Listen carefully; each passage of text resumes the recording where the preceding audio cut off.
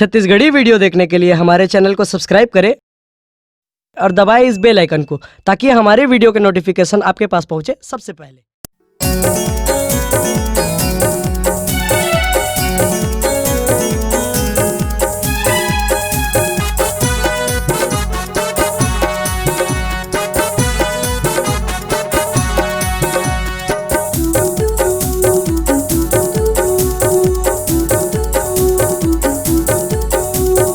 दिल मोर धक धक धड़क जाते ना, देखे बतोला तरस जाते ना। दिल मोर धक धक धड़क जाते ना, देखे बतोला तरस जाते ना। तोरे नैना माई से कहावे नशा नशा नशा, तोरे नैना माई से कहावे नशा। जेमा प्यास मन के बुतावे नहीं, तोला देखे बिना कुछ भावे नहीं, तोला देख के मन बुलावे नहीं। दिल मोर धक धक धड़क जाते ना, देखे बतोला तरस जाते ना।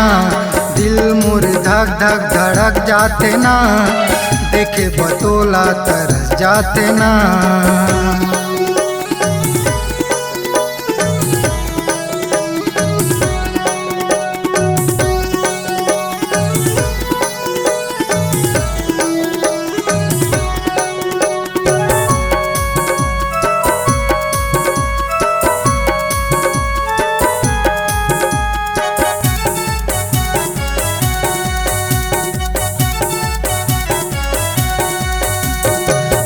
अनजानी मैं अनजाना, तुरले होगे मोला प्यार। नैन मिले है जब ले तोर से, होगे मैं दीवाना यार।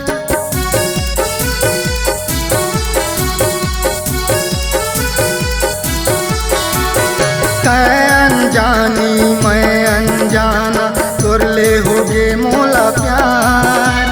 नैन मिले है जब ले तोर से, होगे मैं दीवाना यार। मैं हरा जाता है हरानी, आज लिखबो प्रेम कहानी।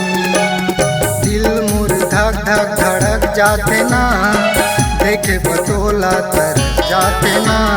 दिल मोर धक धक धड़क जाते ना, देखे बतोला तरस जाते ना।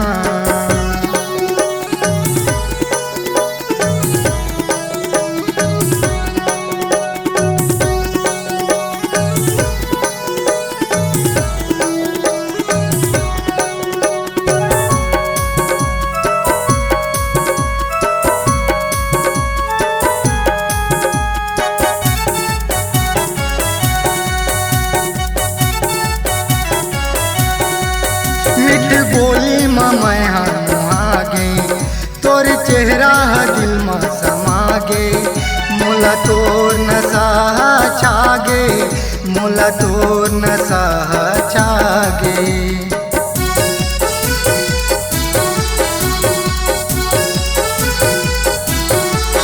मिठ बोली मैं हागे, तोर चेहरा दिल में समागे।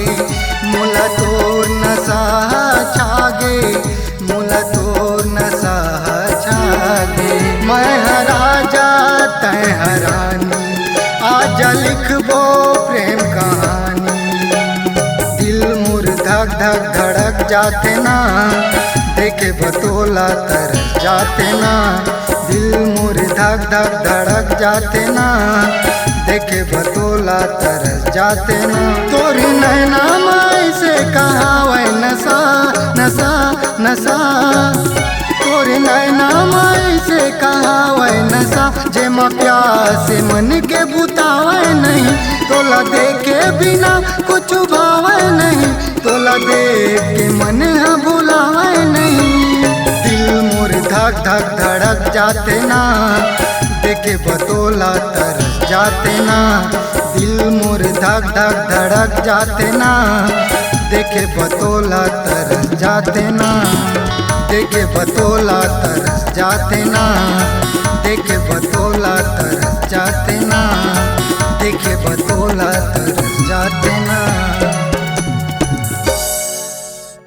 अगर आप अपनी आवाज को एक नया आयाम देना चाहते हैं तो चले आइए मल्टी ट्रैक डिजिटल रिकॉर्डिंग के लिए संपर्क करें HK म्यूजिक कंपनी, कोटा डबरी, चांपा, छत्तीसगढ़। मोबाइल नंबर है 9329238487 और 8085380339।